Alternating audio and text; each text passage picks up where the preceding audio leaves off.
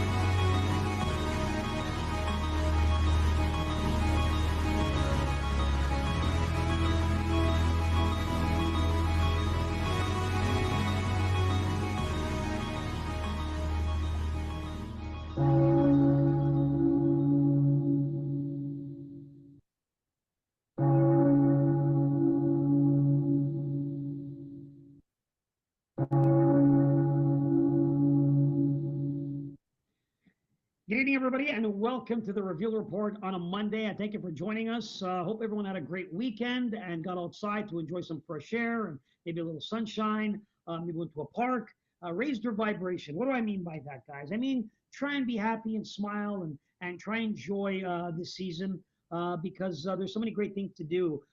Today I went for a walk and got to spend a little time outside, getting some air and getting some sunshine. It felt really nice getting that vitamin D. So I hope you guys are enjoying your summer thus far.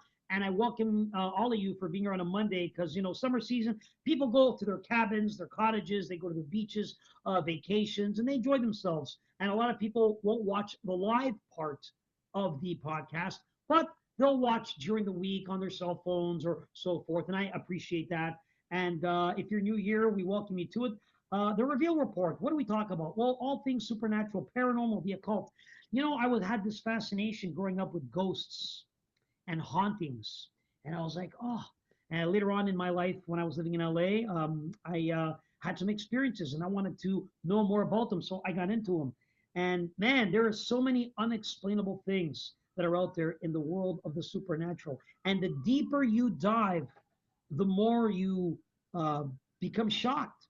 I mean, shocked. You didn't know this exists. A lot of people in everyday life walking around in the supermarket have no idea about some of the things that we discuss on this channel. So when we have guests like the one I have this evening, it's incredible because they're sharing information and knowledge that you might not even blink an eye or even think about. The topic of today's conversation is portals for rituals. It's a small, simple, and when I say simple, I mean just I didn't have a long sentence for the topic, what we're going to get into. But the synopsis of this is there are areas, ley lines around this world where many believe to be very powerful. There's some type of energy. It's a type of a force field. Is it a portal? People go to these places for manifestation. They hold it in high regard and power. Places like Stonehenge, Area 51, these type of places. Well, our guest is going to get into it and maybe shed some light on the reasons they may choose certain places, possibly some locations and some of the type of rituals they may do. This really exists. And I'm so happy that you're here to join us and have this conversation. Guys, got to do some shout outs before we get right into it. And there's some amazing people I want to shout out to. Lisa M, Carmen S, and Paula G. Oh my goodness, three amazing women. I love this. This channel is powered by women. I can't believe it. It's like 80 or 90% women power. It's incredible. And even my guests, it's very rare that I even have a gentleman, a guy on the guest. So many women. I just hats off to all the women out there that watch and support the channel and my women guests. So much power, and thank you to all the amazing, strong women out there. Lisa M, thank you. Carmen S, thank you. Paula G for sending us a little something on PayPal to keep this show on YouTube for everyone to watch and consume, as opposed to exclusive content on Patreon. So give them a thank you in the comments below for doing that. Much appreciated. Guys, my guest that I'm about to bring on came on my show just a few weeks ago for the very first time, about a month or so ago. And we did already 11,000 views. People wanted to know more. They were interested. They wanted to hear stuff. And 11,000 views her first time. It's her introduction to our audience. And some of you may already know who she is. She does different podcasts, different shows and stuff like that. And she has a lot of experience in her field, what she experienced in her life, regardless of whether it be in the magical sense. She's just someone who's been around the world, has seen a lot of things, and she has a lot to share. I can't wait to hear from her. But first, we need to bring our co-host, who's been with us from day one, who's an author, who has many great books that you could get on Amazon, by the way. It is available on Amazon. And she's always bringing some great points to our conversation. Please welcome Miss Jessie Czebotar. Hey, Jess, how are you? Hey, doing well. Good to be here, George. What's going on? What's your bestseller out of all the books? What's the one book that does the best for you? Probably the best is actually my book on grief, 5 Minutes of Grief with God. Wow. My second best would be my first book, His Kingdom Comes in Power of the Battle. Wow. Interesting. And so grief is a book that talks about when you're in a bad place, or? Yeah, I wrote it after the death of my son Josiah, and just it chronicles like 5 minutes of time a day with the Lord, and just spending 5 minutes a day working through grief. So, wow, very powerful book. Yeah. All right, there you go, and it is available on Amazon.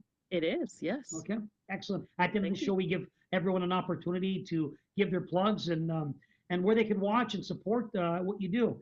Guys, my next guest I'm going to bring on, I want you to welcome her. She has amazing knowledge, and she's going to get into it as we get into the topic of portals for rituals. Please welcome Eira Wulfnothsson. Eira, how are you? I'm well, thank you. Thank you for having me back. It's a pleasure. And how is it in your situation? And in regards to that, I mean, do you get a lot of requests from other podcasters about your content and possibly having you on and talk about these type of things? Not a lot. My channel is Pipples of the Lord, spiritual warfare channel on YouTube, and it's brand new. I'm a baby, and I only have 4,000 subscribers. Okay. I do 2 podcasts a week. I pre-record, and I don't want to get big. No, really. Okay. No. Well, we have to help boost those numbers because more people need to get that knowledge and information. Yeah, well, it's not everyone's cup of tea. It can be quite be quite disconcerting for people. I am Christian, as some of your viewers know. I'm Roman Catholic, which that's very upsetting for some people. But I became Christian 5 years ago. Well, now almost 6. And I was born into a Luciferian family. You guys know that story from last time. Yeah. And I attended a very unusual and unique school. So what I speak about is how I can apply it to help people fight evil or inoculate against evil. I don't share things about magicka that they could use. Correct. Or I don't tell them, here's what you do for the best magic. I wouldn't touch magic ever in my life again. My entire soul belongs to Jesus Christ, and I'm in service to him. So I'm very careful how I talk about things and how I show things. Well said. Perfectly done. Guys, we're going to get into it. I want to begin with a clip to set up the conversation. So if you're watching, turn up your volume. This clip just touches briefly on a particular area and portals. And I thought it to be interesting. So I'm going to play it, and then I'd like to get both your takes on it. So we begin with our first clip for the evening. Here it is. Ancient astronaut theorist Andrew Collins and author Graham Phillips are investigating stone circles that are believed to be even older than Stonehenge. They have just arrived at the Ring of Brodgar, which is not only an important historical site, but also a hotspot for UFO sightings. We're here at the Ring of Brodgar. It is a henge circle, so all around the outside of it is a ditch and embankment. And one of the things that's been repeatedly found in connection with stone circles is that there's a very special geology associated with the landscape around them. And all of these seem to be able to manifest mysterious lights, and they almost appear to act like windows onto another realm. Because as you get higher, you can see that the whole place is like a perfect circle, a perfect hole out of this reality into another realm altogether. So this place here could actually be some kind of portal between this world and another. Precisely. Interesting take.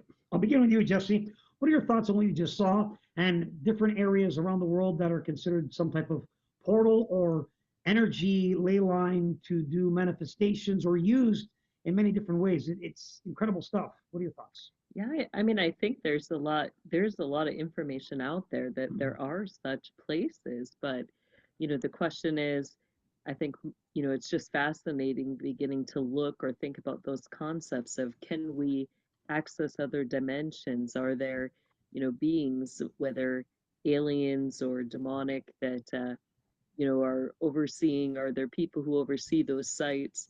So all of that, gets into fascinating conversation. Yeah, I say it's an interesting topic for sure. Eira, what are your thoughts on that particular clip that you just seen? Yeah, it's sort of a blast from the past for me. Mm-hmm. So I don't know how old you guys are, but I'm, over 65. So I first heard about what I call places of power within the mystery school. Okay. So that was a part of an understanding called geomancy, a discipline that you learned because no one performed magicka unless they were in a place of power. And what was a place of power? Well, back then, at the time, we didn't have Megalomania YouTube or Megalithomania YouTube or Andrew Collins or those guys. That didn't exist back then. And I happen to always have an affinity for geomancy. Now, geomancy is a science. It's not what you hear about in the occult. I'm talking about studying the Earth's energies. These are energies that you measure with scientific instruments, or you detect them with dowsing rods, or the most powerful and intuitive instrument, which is your body itself. Ancient people, of course, didn't have tri-field meters. But you all know that from ghost busting and UFO hunters and all these guys, everything happens within the electromagnetic frequencies. So before there were Ghostbuster EMF meters, in my case, when I began studying a sacred site, I did it for Princeton. So they sent me a tri-field meter that was made in a laboratory. So it measured the electric, the ionization in the air, as well as in the earth, AC and DC. So you weren't confused thinking you were picking up something man-made, as well as magnetism. So it was a very precise instrument. Now, before that instrument was invented, we were using stakes and copper wire. But I mapped, photographed, and documented this site for 8 years. I was alone. I was within it 7 days a week. I loved it. It was my happy place. I would take my 2 big dogs out with me, and I would just discover another thing on another thing on another thing.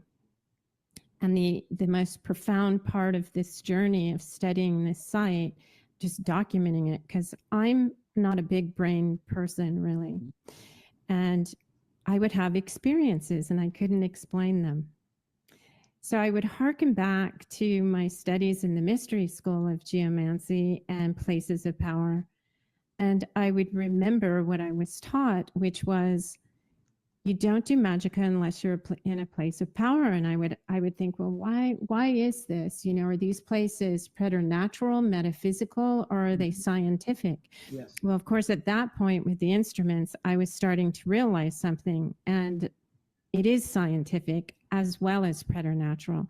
These are doorways. Ancient people knew about them. There's an old saying that I remember hearing back in the old days. They unlock the mind and unleash the spirits. So as all of you know, in Genesis 6, when the fallen angels came down on Mount Hermon, they brought magicka with them.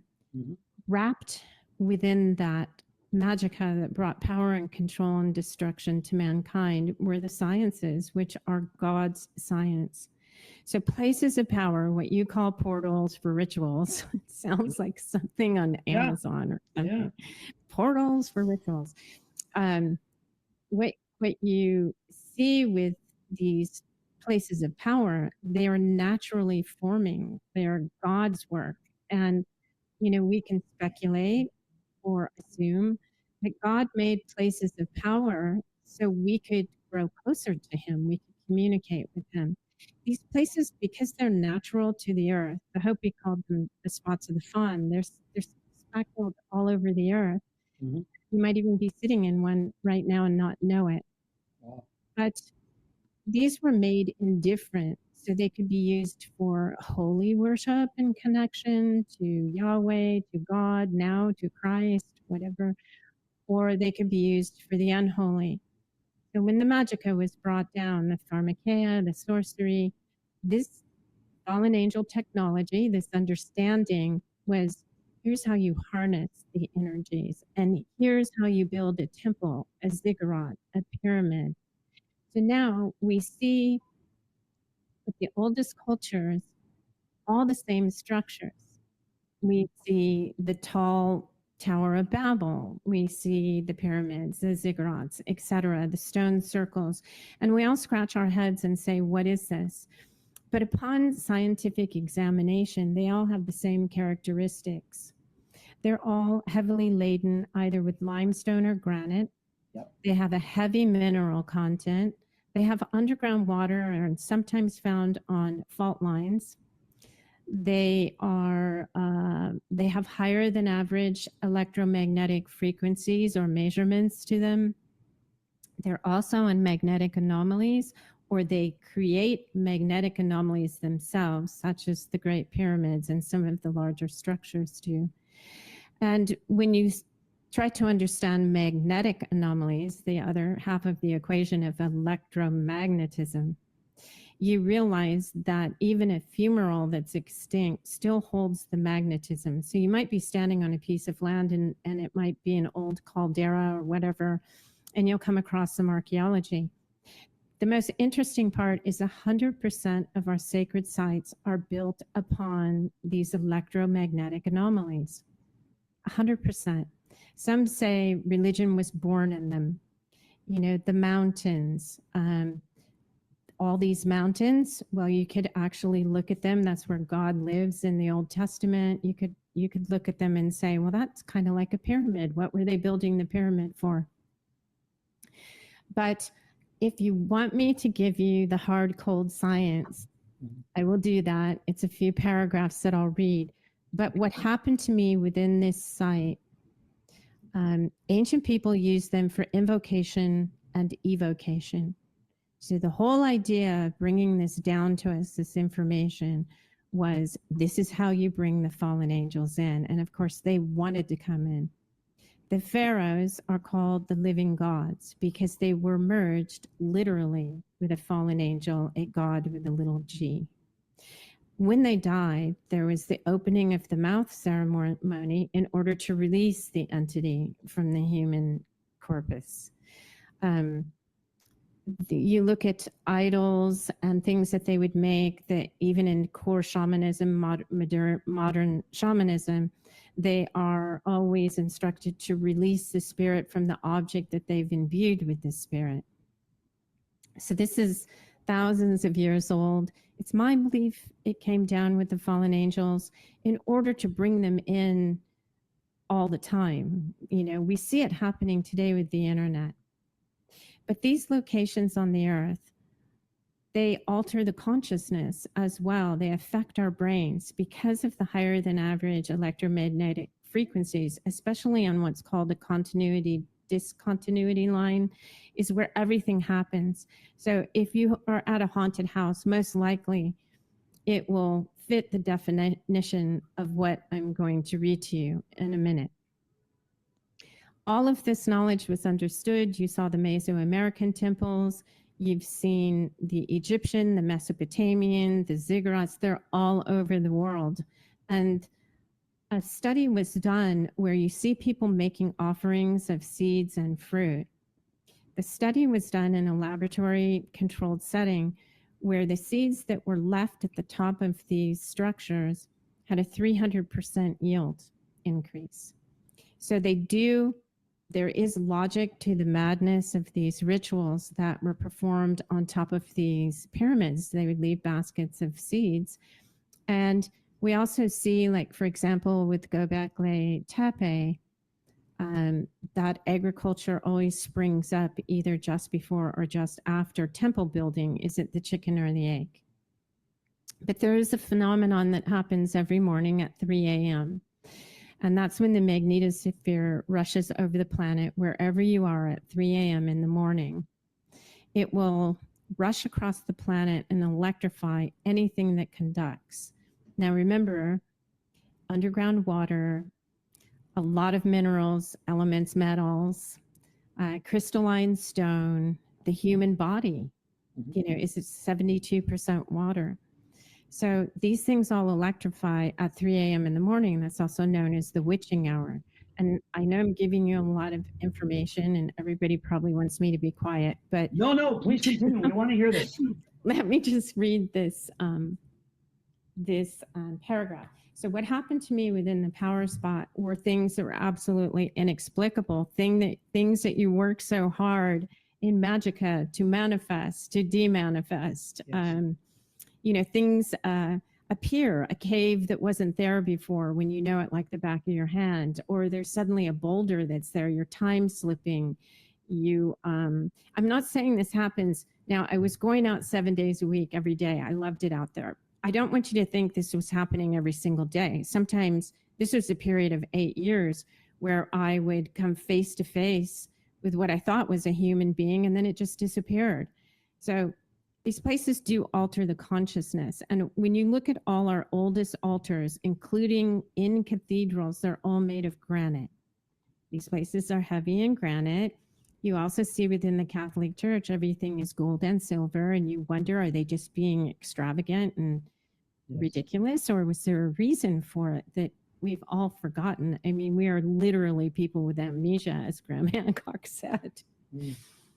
So let me just read you the general scientific definition, and then you can go with me and we'll talk about the ley lines all over the world and what happens when you find yourself in a portal.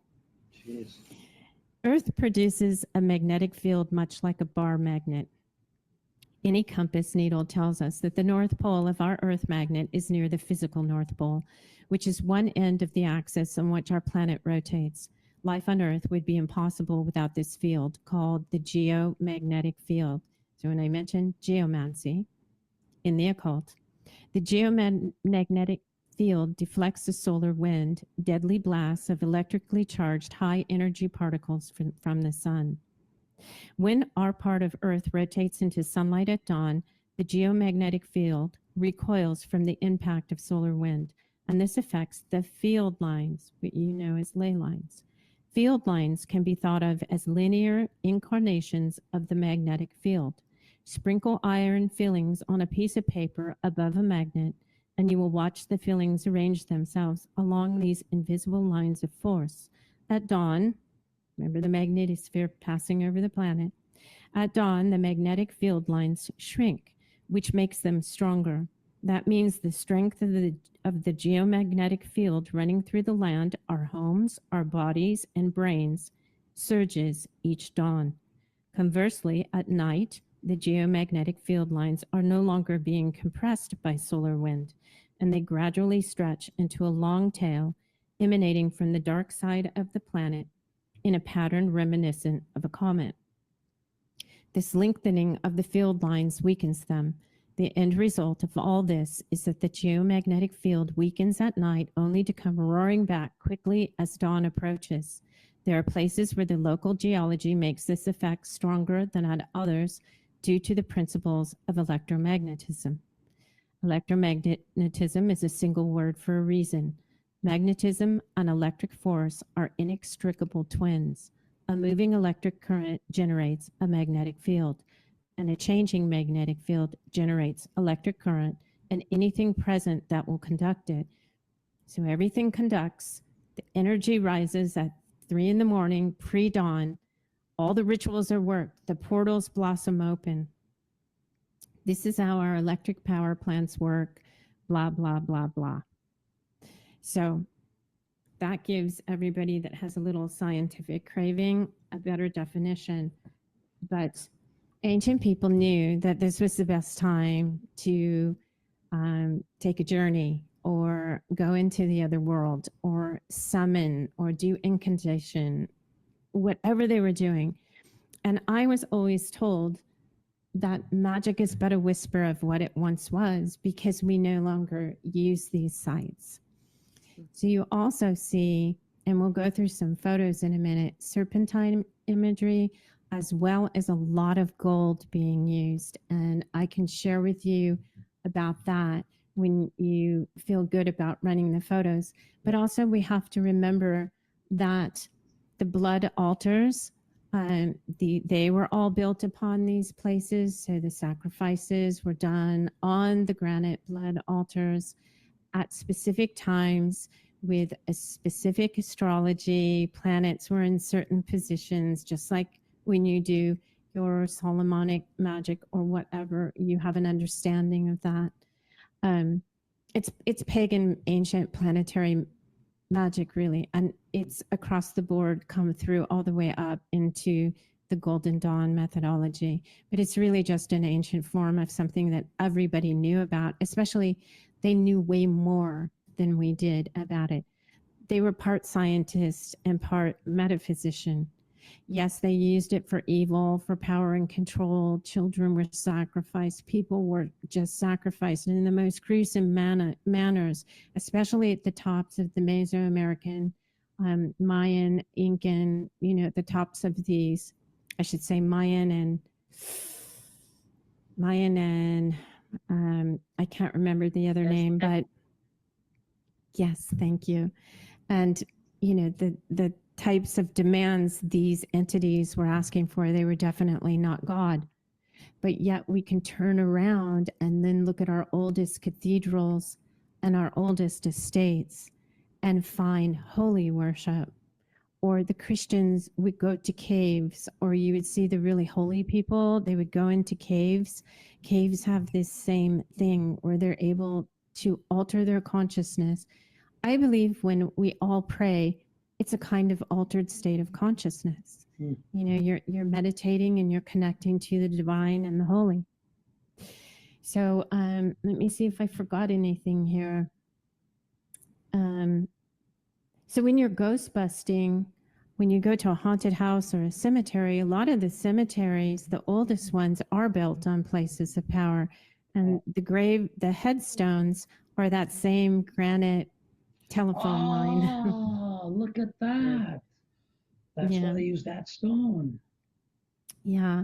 And the serpent imagery that we see, I mean, I know you guys know all about serpent imagery, and there's so many meanings to it that most of them are bad.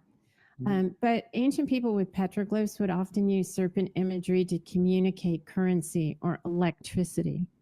Now, electricity is a big part of portals, right? And what happens in them, whether you're using it for holy or unholy. And so when you look at the serpent Uraeus on the forehead of the kings, it was a symbol of kingship, and it was only the kings that had this knowledge and had this understanding, of course, because it's passed through the bloodlines of royalty. So the serpentine imagery has to do with power, places of power, and kingship. But yes, it also has to do with Lucifer and Satan and all of that other stuff too. They all have correspondences that weave together. And I'll let Jessie chime in if she can add to, because you have a lot of background in this too. Yeah, no, I really appreciate all that you're bringing out on that. And, you know, the gathering of power is so important to the elite, but part of that, you know, is that interconnecting piece that their contracts, their authorities, their jurisdictions are coming from, you know, the spirits that they're making those contracts with. And in that, you know, they're going to do their studies, you know, the different spirits they connect to are going to give them that knowledge, that wisdom into, you know, what the power, what the authority is that they can gain from that. And, you know, there is such a big part of it is, you know, not just gathering stuff from the earth, but I appreciate that you brought out all the stuff, you know, that connected to that. The geomancy is the necromancy, you know, that they're going to gather things from the dead, you know, and their secret knowledge is going to come through that contact with whatever spirits they're connecting to. You know, the serpentine image is really big with the Golden Dawn, and I bring out in some of my work, you know, how that interconnects with, you know, their worship of Lucifer, and then that going back to their Solomonic magic. You know, that in everything you have that hidden symbology of the serpent representing, you know, Lucifer. So There you go. yeah.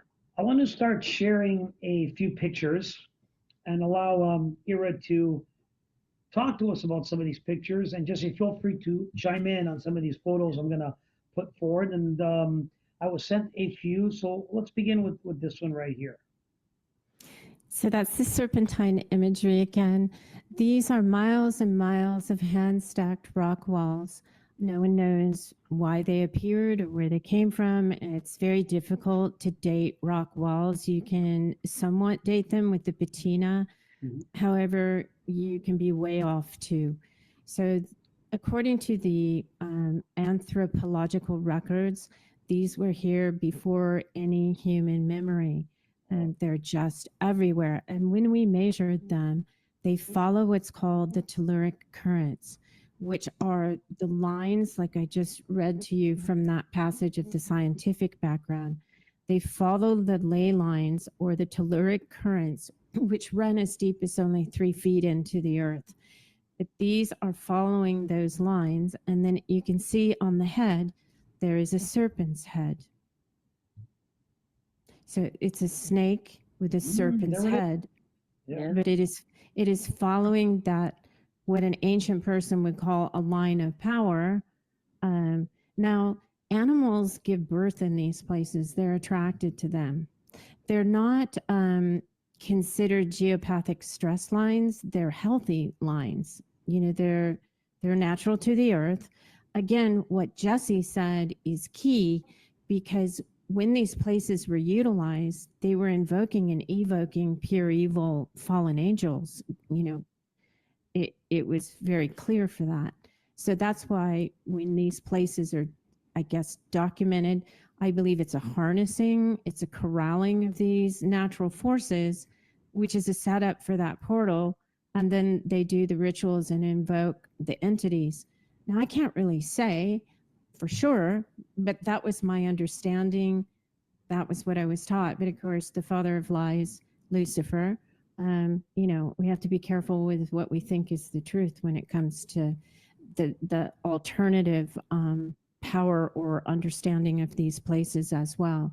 I can measure things with scientific instruments, no problem. And I can say, yes, there's something going on here, but I really don't I mean, I don't know anybody who can actually say this is definitively how the angels come in, or maybe they don't even need us. They just come through because we think that they're going to come through. I don't know. All right, let's move on to the next picture. Very interesting. Yeah, another serpentine image on the top of a hill. At the top of this hill, the currents all run up. It's got a very strong drop off where everything happens in that drop off area. It's right on the edge. Out in this site, it's a ceremonial landscape. So there's a lot of geoforms on the land. The rock walls, there's one shaped like Cygnus, very large. Overhead is the constellation Cygnus. This one is serpentine. There's a lot of serpent imagery. And I often wonder, archaeology has come through like in the 40s or 50s, but they haven't come through since. It's on private land. It's very remote. It's filled with rattlesnakes. It's hard to get to. You know, it's just going to probably stay in this very wealthy family for eternity. Wow. But the site itself is filled with serpent imagery. And I know that there are burial cysts, because the people, when they buried them, they would put them in the fetal position, head facing up, and then cover them with the stones at the top of these naturally forming cairns. And then an image would be either a wheel with spokes, which we're all familiar with, or the serpent on top of it. And that is a hand-stacked serpentine wall. Wow. I mean, all that from that, it's pretty incredible. I have a few more. Jesse, you want to add to anything that so far? No, that's great. Yeah, Great. let's keep going. Let's keep going. Okay, great. Here's the next one here. Here, yeah, you're very specific with the picture there. It's another example. You know, they're taking a natural formation of the Y on the left. That's a natural, and then the rock wall finishes down. Now, a lot of people will say, well, I think it's pioneer built or property lines or whatever. Some of them are pioneer built. I'm not denying that. But you can tell the difference, because the ones that are older, there's trees growing through them that are very large that can be dated. And some of them are buried under earth that has built up over, gosh, 1,000, 1,500 years. This is a very dry, arid area. And as you know, in Egypt or these dry areas, things preserve for thousands of years, and they look like they were there yesterday. So this is a mysterious area. There's no explanation for it. You know, everybody can come along and say that's a pioneer wall, that's this, that's that. But these walls are nonsensical. They don't have entrances or exits, or they're not high enough to enclose animals. Mm-hmm. It's a very strange thing. And they're very elaborate and decorative. And they have a lot of cairns and what would be idols, you know, at the end of each megalith that the walls connect to. Okay, very good. Quick question here before we keep rolling. Can these places be anywhere?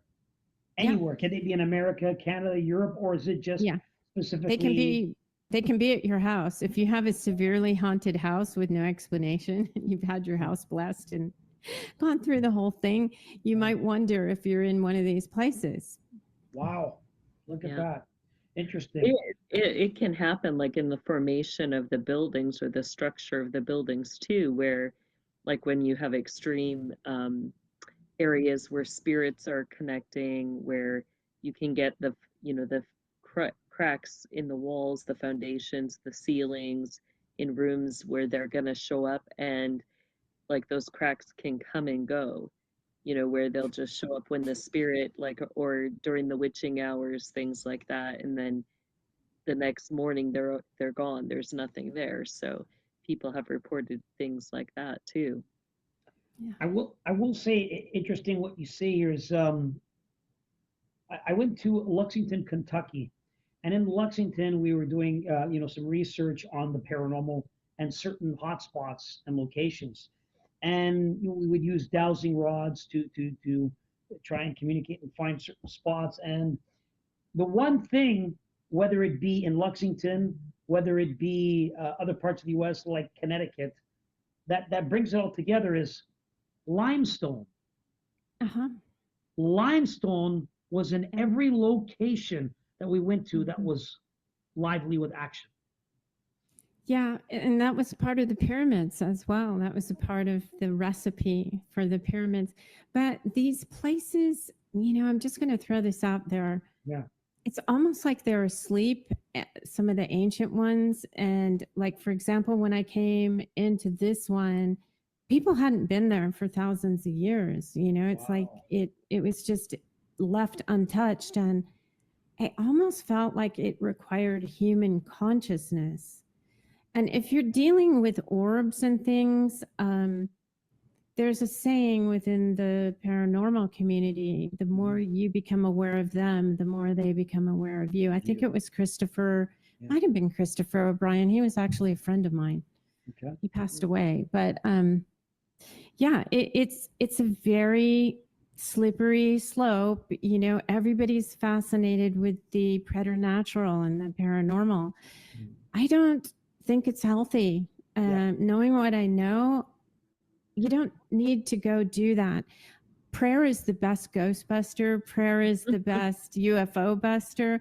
I once attended, and not by intention, it was that CE5 stuff with the UFO where they kind of do like a ritual with Stephen Greer, and they put like little garbage things on the altar. They don't even know what they're doing, but he knows. And my friend was going to film it for a documentary, and I was Christian at the time, and he goes, "Hey, can you just come and monitor some cameras in the dark and just sort of circle the circle and make sure the cameras are all going and the mics are all good?" And I was like, "Yeah, okay, I'm in Christ. I'm positioned in Christ. It's fine." And so, because I'm Catholic, everybody calm down. But I ended up going in the circle praying the rosary, which is the Our Father, 5 times, 6 times, and the glory be to the Father, Son, and Holy Spirit as it was in the beginning. I mean, that's a universal happy prayer for everyone. And not one person even got a picture of an orb that night. There was no activity. There was nothing. And he was invited there because they had so much activity. So it was kind of... It's great. It looks like you closed the Lord closed the doors. Right. Yes, exactly. All right. And I've heard airline pilots say the same thing when they come under, a UFO's flying at them. They say a prayer and the thing goes away. Wow. Now, so they're fallen angels. I think fallen UFOs. Angels. Yeah, fallen of angels. course. I want to just add to this conversation what you said. It's fascinating. I was in New York this weekend, and I was taking a train, and I got into an interesting conversation with someone, and they said something to me. I don't know the extent of the truth to this comment that was made to me, but I'm going to put it out there, and if anyone knows, please let me know. And he said that there is a written rule for pilots not to report, it's unwritten, I should say, not to report sightings or alien reports. If they do, you're brought in to do a psychiatric evaluation and are suspended or released. So they don't want you complaining. They don't want to hear about things because they're going to bring in your mental state. Yeah, they're going to leverage that. So this is what he was telling me they're doing to pilots who witness these things. I thought that to be very interesting, and then this conversation tied in. So with our background, they would have never hired us. No, 100%. All right, here's the next picture. Okay, so this is something that you probably say, well, that's somebody just made that yesterday. But the patina on the stones is very old. Also, the pointer on the top is pointing to an older polar star, not north as you know it today. It's to the North Star. It's pointing to a different polar star. Also, there's serpent imagery in the form of what we call stone cookies or story stones. They're shaped like serpent stones that are left at the bottom of this piece. And I think I might even have a few pictures of it. But the white that you see on the left is something, it's a part of a mythology called the white firestone that fell from the sky. well, 11,000 years ago, give or take, a comet flew over North America. It came from the east and flew over. It hit the ice caps. There was a lot of flooding. And they found these little spherules to know that it was a comet. Well, this looks like somebody poured white paint on a stone. You'll be able to see in the next few pictures what I mean. Mhm. But it has to be heated to 3,000 degrees or above to become liquid, to splatter like it has. I've seen it in Pumapunku. I've seen it in different South American and Mesoamerican locations, and nobody ever talks about it. It's like they walk right past it. This site is filled with it. So if Wow. you want to go to the Yeah, next slide. This Yeah. one? So this is the size of it. And you can see underneath it, at the bottom of it, that's where those stone cookies are. I wish I would have put one of the pictures in.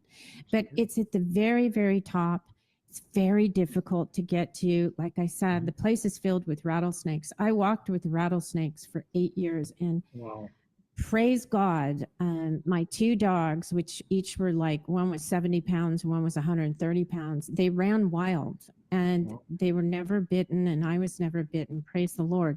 Yeah. But one of the things that my dogs started to do was they were dowsing with their bodies. Dogs will start to hunt what you're hunting. If you're hunting ducks, the dogs are duck hunting. If you're hunting elk, the dogs are always looking at elk. They just have this bond with humans that has developed over thousands of years. Mhm. And I was hunting for energy. I was hunting for power spots and ley lines, and my dogs would lead me. I would be going right, and my dogs were well behaved, and they would refuse to follow me. I was to follow them, and they would always lead me to archaeology. Why? Because the archaeology was on the Telluric Current line. Wow. I did not know that. All right, here's the next Wow. one. Yeah, and this is one of them that my dog led me to. So these are 2 little spirit windows, they're called in anthropology.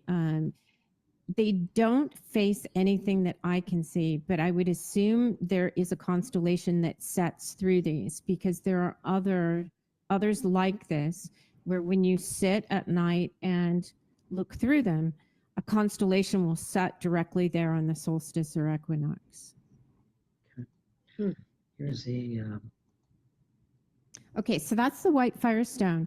It was sent to a lab, and it is almost pure quartz. As you can see, it fell as a liquid, and there are a lot of deposits of it which are inside of caves even. So this stuff, these stones, and this is granite, a granite form of stone all over in this site.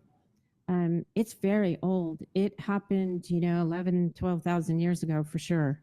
Now, it is near a volcano. However, volcanoes don't release something this pure, according to scientists that know better than I do. Mhm. So how do you think it got there? It fell from the sky. The story, mythology is correct. Now, the people, when they would find a baseball-sized cobble or something they could carry that was covered in this, that was very important, and they would put it to the left of the burial sites. It would always be placed to the left. So I would scout these hills with binoculars or long lens camera, and I would look for a flash of white on the hillside, and then I would climb that hill and discover, is there a bone box or an ossuary? And what those look like, they're natural niches in the stone megalithic.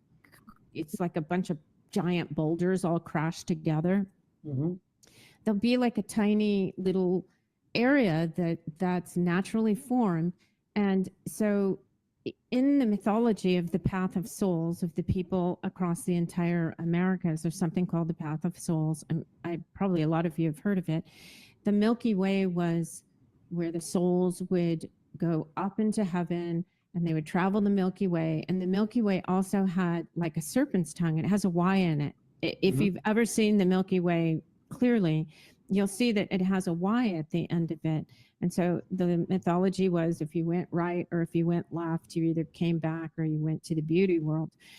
but the people would mark these bone boxes, these ossuaries, because there was also the Uktena that went in winter, it went below the horizon. But what was it? It was a serpentine horned, scary giant creature that ate humans after they died. So they would put them into these little chambers to await, and then they would take them out and do the ritual of the burial or the funeral rites when they were able to burn them and the soul could travel to the Milky Way. Here, a quick question. Not maybe there's zero significance to it, but it to be interesting. You said they put it to their left. It would be put to the left. Does that mean left because it's usually east? It's facing east. It would have been west, and in west. These sites, in these sites it would have been west. West is the direction of the ancestors and death. Yes. And so their journey always went west around the world and then up the sacred mountain and then jumping through Orion. Cygnus was involved. There's an Ogi within Orion where stars are born. Scientifically, we know this. Mm-hmm. So they seem to know things that they shouldn't, that they couldn't have known. Now, I know we all think of left-handed path. If it was brought by Lucifer, I mean, maybe somebody said, hey, make sure it's on the left, the part of the magical formula. Yeah. Interesting. Okay.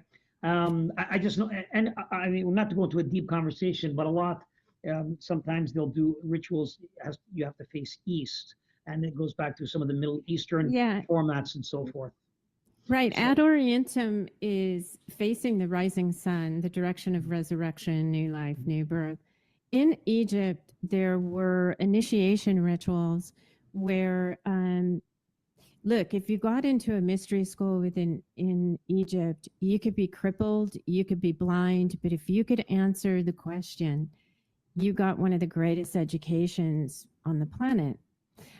Everyone thinks it's all magica and all of that. You have to remember, no, these were schools of sciences, arts and sciences. Yeah, they were brought down by fallen angels, but a person who had this education would be a powerful person, and that's what they wanted. So, but you could be crippled or blind.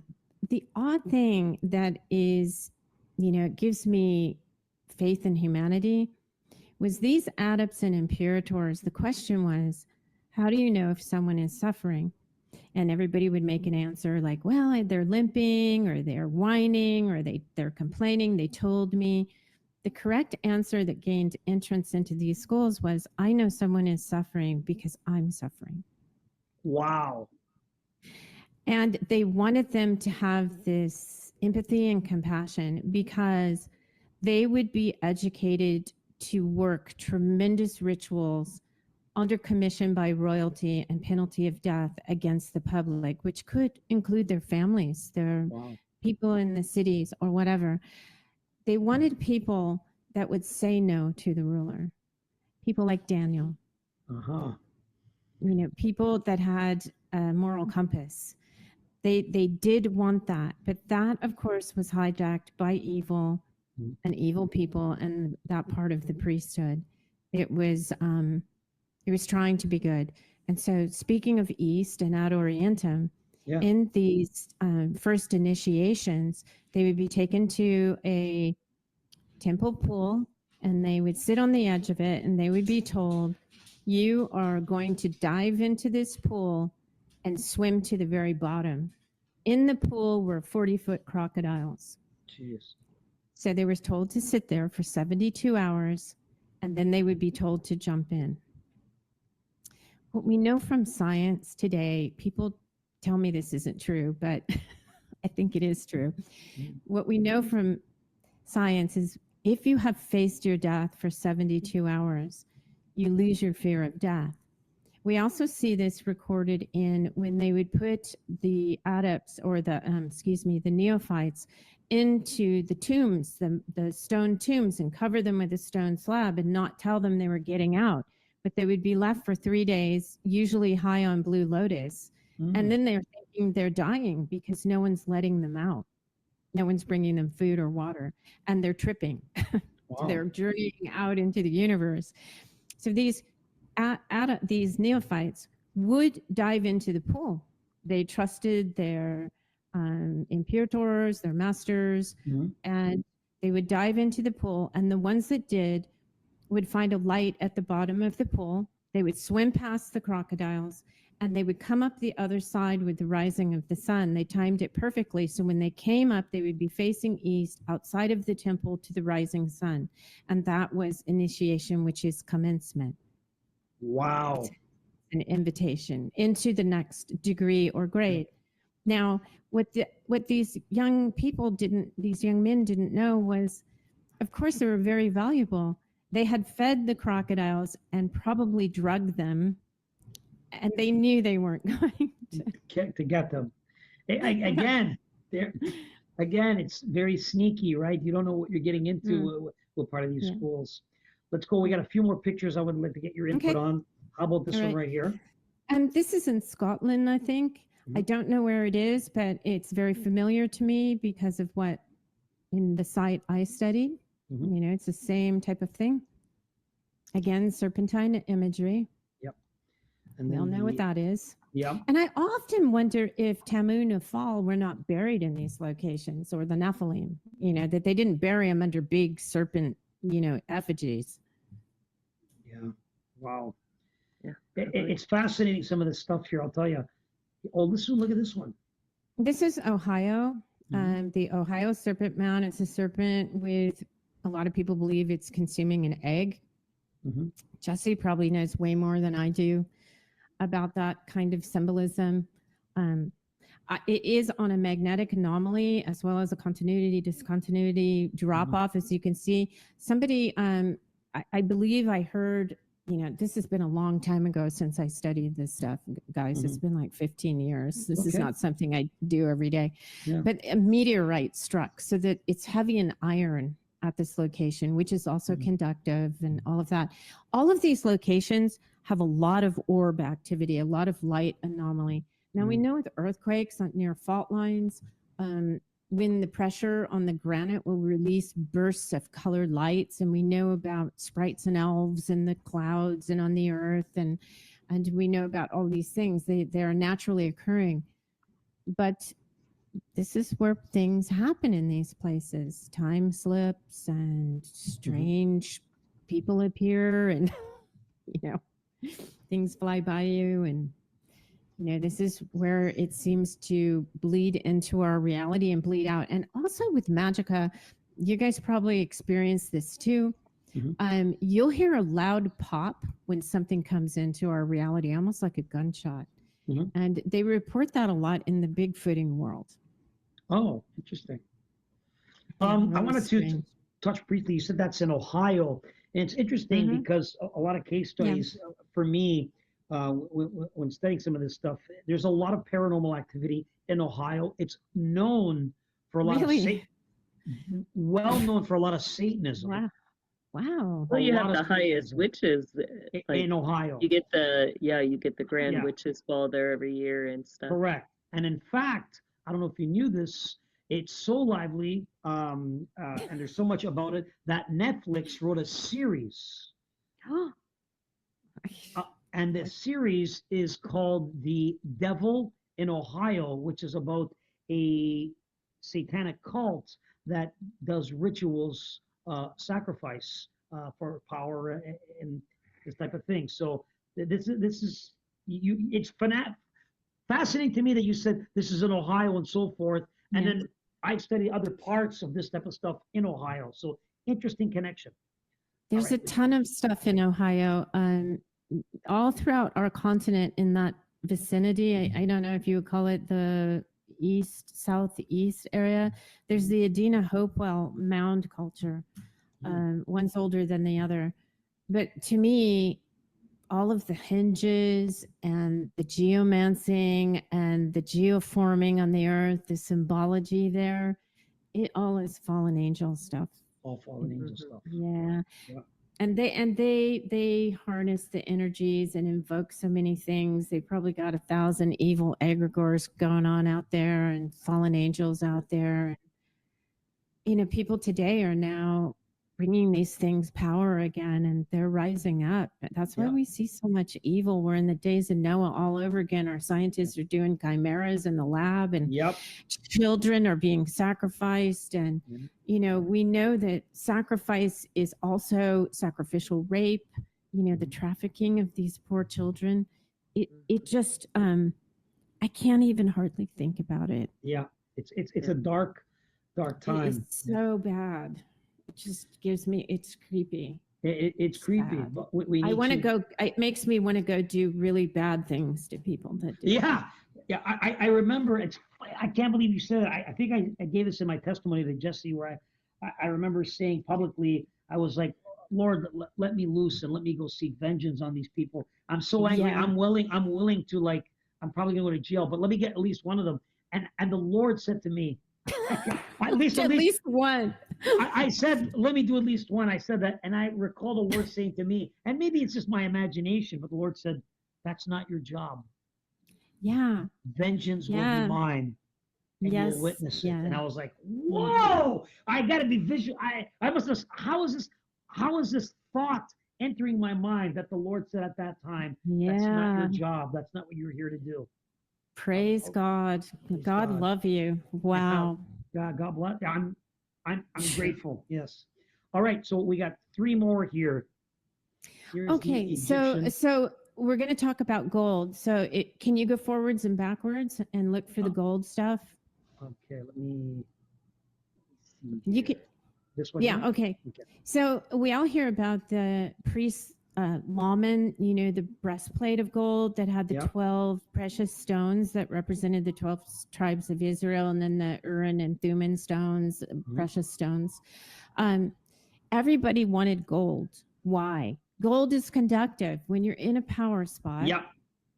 you want to be covered in gold. Now, in the mystery school that I was in, and within that occult order, all the implements were gold.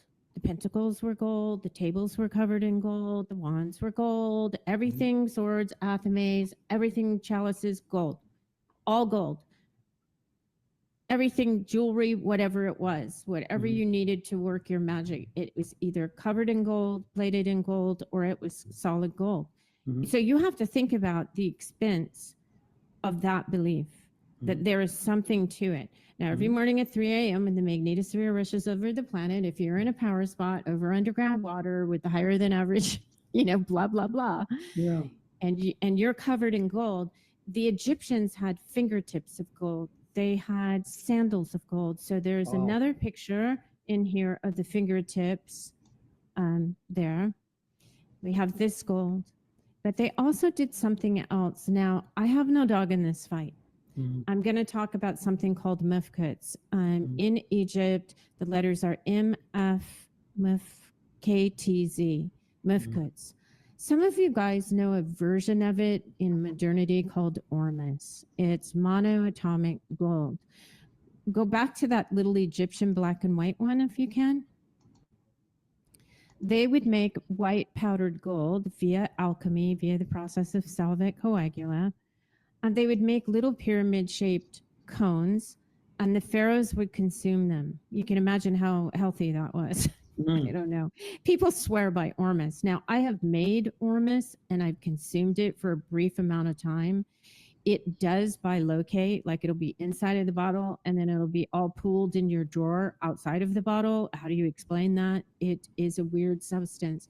Of course, that was the liquid form of it, called tears of the gods or sperm of the gods.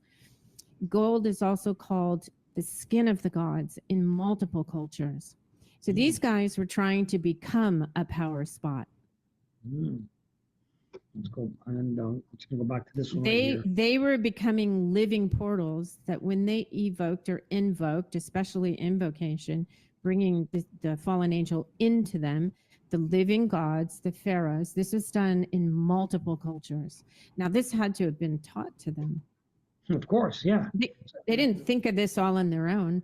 No, this was 100% brought to them. So somebody gave this information to them. Yeah, somebody. We know who that somebody is. Yes, we do.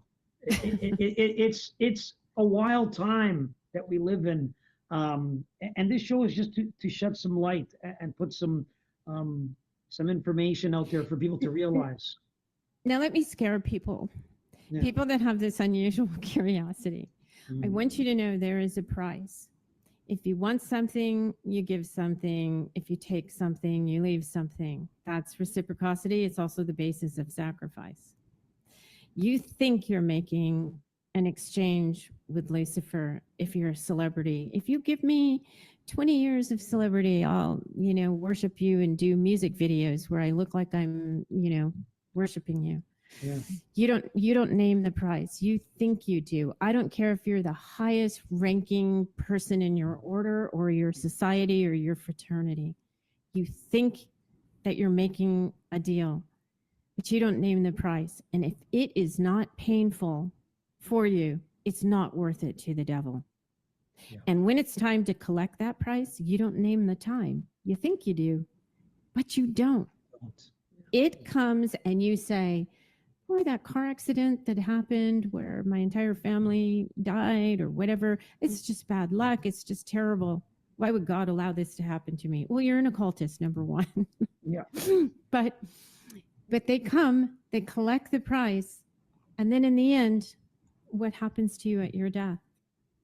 Luciferians are told you'll have a really high ranking position in hell, and hell is like here, and it's no big deal. You'll have a great time. He's the father of lies. Why anybody believes that, I don't know. But they do. Yeah, but they Doesn't do. matter if we don't believe it, they believe it. Yeah. It's incredible what people will do. It truly is. And for many reasons, sometimes not even for fame or fortune. I've come across in my time people that are just down on their luck, financially crippled, trying to, make that other paycheck to pay for them, or whether they got a girlfriend and a young kid, so forth. And they would say, I'll do anything, any type of magic. And I'm like, I'm not helping you. I can't help you with this stuff. You're insane. You have no idea what you're saying to me. You're just insane. I'll do anything. So some people are just willing to do whatever, but there's a consequence and there's a repercussion to the actions. And the devil will walk up to you right on the street and talk to you like a human being. Like you think it's just some dude, hey, you want to go get drunk? Come on. 100%. There's a priest that actually gives a testimony about visiting Miami, and the devil. That's Father Rahel. That's him. The devil himself said, "What are you doing here?" Yeah, but he was also really strongly led by God and chosen to be a priest. Yeah. God Father, he's amazing. Move on him. Yeah. He is wonderful. He's wonderful. So well, I'm glad you brought that out too, because I've known people that the top of the system, they've served Lucifer for over 40, 50 years, and they've had to, like, what's required of them, they've had to not be out in the face front, at the very top. They're behind the scenes. They, live very average lives. They don't have extravagant, they don't get to get the fame, the fortune, or anything, here on earth. And they're told, one day that they will. But, then they get towards the end and they realize, your top individuals in the system have died, and they get nothing at the end. They get nothing, and they realize that. And so it's interesting, and that's the time, several of those individuals, that's the moment the Lord has sent people to witness to them, was in those very last moments of their lives. Literally they were snatched from the fire at the very end. But it's interesting that there's some, they give everything and get nothing in return. George Washington, as the mythology goes, his slaves would testify to it, that his last moments he converted to Catholicism, but he converted to Christianity. And also, it wasn't LaVey's last words were, "Oh, I think I made a mistake." Yes, it's funny. It's funny. that you mentioned that we had a particular individual, the pastor from California, who um, was involved with that. He gave his testimony here, and it's on the show. He basically said that he got into spiritual warfare with Daniel with LaVey because he had his daughter. His daughter wanted to escape the rituals and the life and kept Oh, it you mean secret. Pastor Through Dave. Yes. Mhm. I actually kind of know him. A Okay. friend of mine knows him really well. Yeah. He's a good person. Yeah, he comes across that way, and we've had him on the show several times. And I remember saying that day that I had him on the show discussing astral projection, which is something you do in witch warfare all the time. You're taught that. That night, Eira, was one of the most horrific spiritual attacks I've ever experienced. Yeah. Wow. But Well, you know, one of my dearest friends actually is a mandated exorcist. He's my priest, my confessor as well. But we have some conversations sometimes. And, you know, when I share with him what has happened to people like us, it's like just another day at the office. There are so many of us out there. It is amazing. Everybody that ends up going for exorcism, either the solemn rite or the minor rite, they have dabbled in the occult. Yeah. And he will say, you know, that is one of the things that I see the most, that they think it's just a tiny little thing and they forget about it, but it was the doorway that opened. Yeah. And that's the perfect segue to go into our after show and say goodnight. I 100% agree with you. It's that doorway. So folks, this is a warning. We do so many different topics on the show, and it's not we're not glorifying. We're telling you no, don't do it, and why not to do it, because you go through so many horrible things. I mean, I could give a million different stories of how many bad things happen to others and myself in dabbling in the occult. But it also shows the magnificence of our God and our Lord and Savior Jesus Christ. The way creation was made, how magnificent it is. Yeah. Nothing is stronger than the Lord's light. And if I compare how I lived in that time of my life and how I am today, I'd jump on my knees and give God all his glory in public on a street. I have no problem with that, because he is great, he is almighty, he saved my life. So I hope that whatever testimony, whatever I could do will help even one person get out and change their life. That's all right. Beautiful. Lynn, too, if I could just quick share to end off with, you know, for all those who may have dabbled, you know, the solution is simple. We have a God who, you know, he purchased us to be a kingdom of priests by his own precious blood. And, you know, his word says, how do you come into that right relationship with him? 1 John 1:9, you know, confess your sin, and he is faithful and just to forgive you and to cleanse you from all unrighteousness. You know, ask for that forgiveness, confess, and receive the work that he has done for you. So I pray that blesses some of you out there listening tonight. Amazing. Well said. Eira, anything you'd like to add to everyone before we hop on to the after show on Patreon? Thanks for having me. God bless you both, and God bless your audience. Thank you so much. Jesse, anything you'd like to add? No, I just appreciate the sharing tonight, and what a great conversation. So a wealth of knowledge tonight. Thank you. Thank you, ladies. On behalf of Eira, Jesse, and myself, I thank you all for watching. Hope you join us for the after show coming up next. Have a great week, everyone. Get out there and try and stay away from the negative things out there. The news, the media, it's trying to bring you down, and stay positive. Most importantly, give grace, glory, and praise to our Lord and Savior Jesus Christ. Thanks for watching. God bless everyone.